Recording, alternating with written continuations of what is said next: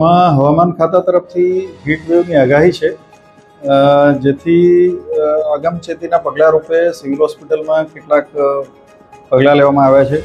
Doctor અને nursing સ્ટાફોની heat વેવના patient આવે તો કઈ રીતે એને સંભાળવું કે કેર કરવી તે અંગેની ટ્રેનિંગ આપવામાં આવી હતી.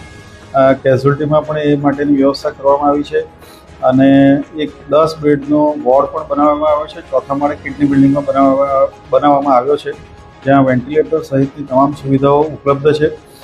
અને પ્રજાજનોને ખાસ તો એ સંદેશો છે કે અત્યારે હીટ વેવ દરમિયાન 12 થી 4 દરમિયાન ખૂબ જ એટલે સૂર્યના કિરણો સીધા પડતા હોય અને ખૂબ ગરમી લાગતી હોય તો એ સંજોગોમાં હીટ વેવની શક્યતા વધારે હોય છે.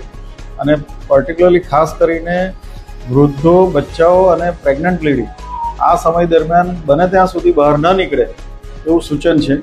અને ખાસ કંઈક જરૂરિયાત હોય તો તે માથા પર ટોપી પહેરીને કે છત્રી રાખીને અથવા તો ભીનું કપડું મૂકીને બહાર નીકળે અને પોતાની શરીરને પૂરતું હાઇડ્રેશન મળી રહે એને માટે પાણી, છાશ, લીંબુ પાણી કે કોઈ પણ પ્રકારના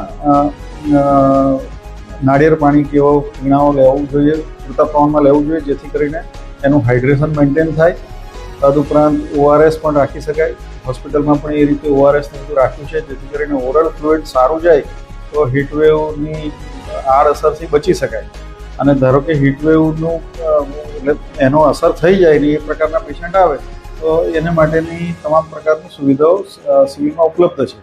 તદુપરાંત અમે સિવિલમાં એર કુલર, મોટા trauma centre, emergency medicine OPD, orthopaedic OPD જ્યાં જ્યાં વધારે ભીડવાળી જગ્યાઓ છે ત્યાં બધી જગ્યાએ મૂક્યા છે, જેથી કરીને વાતાવરણ થોડું ઠંડક રહે અને હીટવેવથી બચી શકાય.